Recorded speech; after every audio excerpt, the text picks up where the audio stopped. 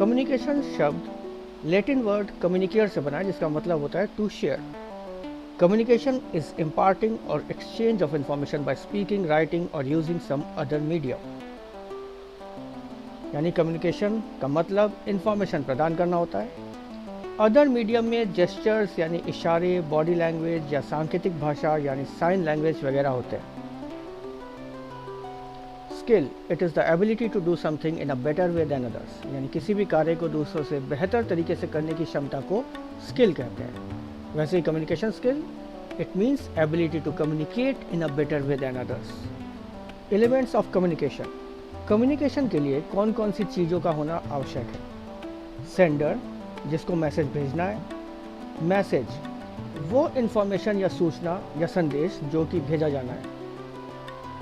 Coding, किसी भी बात को बताने के लिए उसे शब्दों में बदलना पड़ता है, इसी प्रोसेस को कोडिंग कहते हैं। चैनल, चैनल वो माध्यम होता है जिससे मैसेज को भेजा जाना है, जैसे फेस टू फेस बात करते वक्त एयर और ईमेल भेजते वक्त इंटरनेट। रिसीवर, जिससे मैसेज प्राप्त करना है। डिकोडिंग, मैसेज को समझने के लिए भाषा को समझना पड़ता है, इस प्रोसेस को डिकोडिंग कहते हैं। फीडबैक, मैसेज को समझ के जो उसका जवाब होगा वो फीडबैक होता है।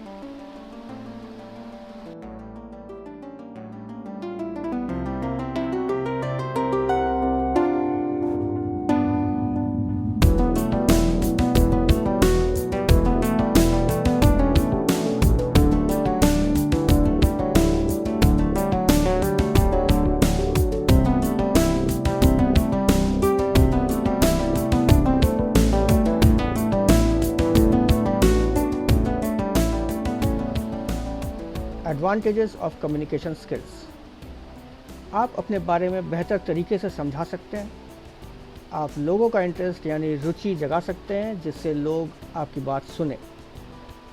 कम्युनिकेशन स्किल्स होने पर हमारे सामने और अवसर यानी जॉब अपॉर्चुनिटीज़ भी खुलती है। इसके द्वारा कोई अपने प्रोडक्ट या आइडिया को पब्लिक या क्लाइंट के बीच में रख सकता है। जिनकी कम्युनिकेशन स्किल अच्छी होती है उनके दोस्त भी जल्दी बनते हैं। एक्सट्रोवर्ट यानी सबसे बात करने वाले होते हैं और वो किसी भी ग्रुप के खास सदस्य हो जाते हैं। But remember, communication skill does not mean flattery और art of lying for selfish purpose, but an honest opinion or facts presented in a way which does not offend or misguide anybody. यानी communication skill का मतलब अपनी स्वार्थ के लिए बातों में फंसाना नहीं होता, बल्कि इसका मतलब सत्य के आधार पर अपनी बात ईमानदारी से रखना होता है और ऐसे ही लोगों की वैल्यू होती है। किसी भी स्किल्स के साथ अच्छी बात यह होती है कि हम उसे बेहतर बना सकते हैं। स्पीच, हमारी स्पीच यानी आवाज़ क्लियर होनी चाहिए और शब्दों का चयन एवं उच्चारण सही होना चाहिए। वोकैबुलरी, हमें ऐसे शब्दों का प्रयोग करना चाहिए जो हमारे श्रोता समझ सके और इसीलिए हमें अपनी वोकैबुलरी इम्प्रूव करना चाहिए ताकि सही समय पर सही शब्द का प्रयोग किया जा सके और हमें सोचना ना पड़े। टोन, हमारे बात करने का टोन फ्रेंडली होना चाहिए, ना कि आदेशात्मक। सामने वालों के सवाल को ध्यानपूर्वक सुनना चाहिए और उनका प्रोत्साहन करना चाहिए।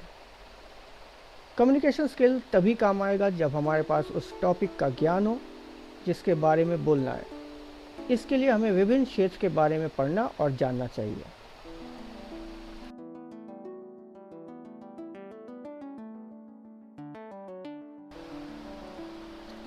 Types of communications: verbal, non verbal, visual. In verbal we use words to convey a message, यानी इसमें शब्दों का इस्तेमाल होता है जो कि लिखते वक्त या बोलते वक्त हम करते हैं। Non verbal, use of body language, facial expression, gestures, dress and appearance etcetera. यानी नॉन वर्बल जिसमें शब्दों का इस्तेमाल नहीं हो रहा, लेकिन हम बॉडी लैंग्वेज या सांकेतिक भाषा या चेहरे के भाव से हम अपने आप को व्यक्त कर रहे हैं। इसमें हम कौन सी ड्रेस पहन रहे हैं उससे भी लोगों को पता चल सकता है कि हम इस वक्त क्या करने जा रहे हैं। जैसे कि टाई लगाना, it is a formal getup. Sports के लिए कैजुअल ड्रेस पहनते हैं। It can also include sound such as alarm, siren, horn, hooter etcetera. Non verbal में ध्वनि का भी प्रयोग किया जाता है। अब जैसे सड़क पे कोई गाड़ियाँ चल रही है तो वो एक दूसरे को हटाने के लिए हॉर्न बजा रहे हैं, सो that is also a non verbal type of communication. Visual, it uses pictures, drawing, charts, video, animation etc. to convey any message effectively। तो अगर हम किसी को कोई चित्र दिखा के कोई बात समझाना चाह रहे हैं, जैसे पावर पॉइंट प्रेजेंटेशन बनाते वक्त हम ग्राफ का इस्तेमाल करते हैं या चार्ट्स का इस्तेमाल करते हैं जिससे लोगों को तुरंत डाटा के बारे में एक आइडिया लग जाए, so that is called visual communication. So these are different types of communication, verbal, non verbal and visual. Now let us see difference between oral versus written communication. यानी कि जब हम लिख के बात कर रहे हैं या बोल के बात कर रहे हैं तो दोनों में कहाँ पे किसको फ़ायदा मिल रहा है, किस चीज़ में आसानी हो रही है और कहाँ पे दिक्कत आ रही है।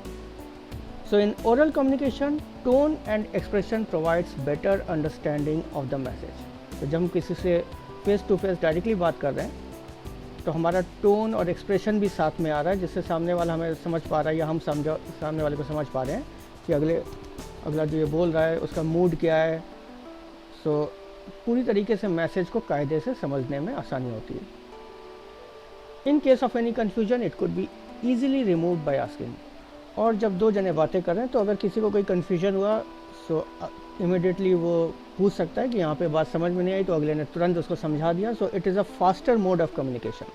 सो oral you can say that it is faster mode of communication, less confusion, and since tone and expression is also there, so message is complete. But oral communication has no legal validity and can be forgotten as well। तो disadvantage क्या oral communication का कि जो आपस में बातचीत हुई, बहुत सारी बातें हुई, तो उसमें से कुछ बातें भूल भी सकते हैं और उसका कोई लीगल वैलिडिटी नहीं होता, हम प्रूव नहीं कर सकते कि आपने ये बात कही थी। Oral communication can not take place having lots of noise all around. तो इसी प्रकार से अगर किसी रूम में बहुत सारे लोग बैठे हैं और वहाँ पे बहुत आवाज़ें आ रही या बाहर से ट्रैफिक का शोर है तो वहाँ पे ओरल कम्युनिकेशन बहुत मुश्किल होता है। ऐसा जनरली टीचिंग करते वक्त होता है कि अगर हम कहीं पे पढ़ा रहे हैं और क्लासरूम काफ़ी बड़ा है और शोर बाहर से बहुत ज़्यादा आ रहा है या बच्चे ही आपस में बातें कर रहे हैं, in that case oral communication becomes very difficult. So these are some of the advantage, pros and cons of oral versus written communication. We can also classify verbal communication on the basis of number of participants। यानी उस बातचीत में कितने लोग शामिल हैं या कितने लोगों के बीच में बातचीत हो रही है, उसके आधार पर भी हम वर्बल कम्युनिकेशन को अलग अलग टाइप में बांट सकते हैं। डायडिक कम्युनिकेशन यानी दो लोग के बीच में बातचीत हो रही है, एक कमरे में 6-7 लोग 10-12 लोग बैठ के बात कर रहे हैं, it is a small group. एक व्यक्ति एक बड़े समूह को संबोधित कर रहा है, then it is public communication. ये तीनों तरीके के कम्युनिकेशन एक कैटेगरी के अंडर में आते हैं, that is called interpersonal communication, जहाँ पे एक व्यक्ति दूसरे व्यक्ति के साथ बात कर रहा है। एक दूसरे तरीके का कम्युनिकेशन होता है that is called intrapersonal. Intra मतलब होता है खुद में ही, इंटर मतलब होता है एक दूसरे के साथ। इंट्रापर्सनल कम्युनिकेशन जब हम खुद से ही बात कर रहे हैं या हमारे मन में कोई सवाल आ रहा है और हम सोच रहे हैं कि सवाल को कैसे पूछें, या हमने कन्वर्सेशन किया या हम सोच रहे हैं कि हमें कोई स्पीच देनी है तो हम उसको मन ही मन प्रैक्टिस कर रहे हैं। So this is called self talk, जो कि हमारे दिमाग में हमेशा चलता रहता है, हम डिबेट करते रहते हैं। So this comes under intrapersonal communication.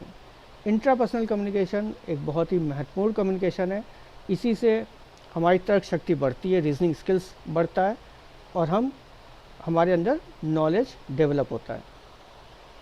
Intrapersonal communication is extremely private, क्योंकि हम खुद ही अपने आप से बात कर रहे हैं तो कोई और इसको सुन नहीं सकता, तो इसलिए प्राइवेट कम्युनिकेशन है।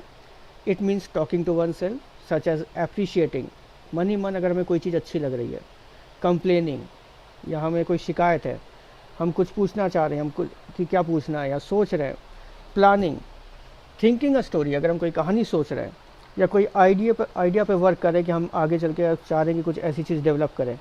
राइटिंग अ डायरी, जैसे कि डायरी लिखना, डायरी में हम अपने आसपास के चीज़ों के बारे में या हमारे साथ जो घटना हुई उसके बारे में लिखते हैं, जो कि हमारे खुद के लिए होता है। तो अगर हम कोई डायरी ऐसी चीज़ लिख रहे हैं जो हमारे व्यक्तिगत पर्पज़ के लिए, ताकि हम आगे चल के उसको पढ़ के हम समझें कि हमारे लाइफ में क्या हुआ, या हम उससे कुछ अपने ऑब्जेक्टिव्स लिख रहे हैं, तो ये एक तरीके की हम अपनी मन की बात को डायरी में लिख रहे हैं, so it is also called intrapersonal communication. So that's all for today's class. Now it is an assessment time. जो डिस्क्रिप्शन में दिया हुआ एक लिंक है गूगल फॉर्म का, so it contains some questions, so you have to click on that link. Google form will open. उसमें अपना email ID और डिटेल भर के इस क्वेश्चंस को सॉल्व करिए. So you will be able to know that how much you have understood, and some extra questions I have also given ताकि communication skill से रिलेटेड क्वेश्चंस के बारे में थोड़ी प्रैक्टिस हो जाए, और जो भी राइट आंसर होगा ये सब आपके ईमेल में पहुंच जाएगा immediately. So do it. That's all. Thank you.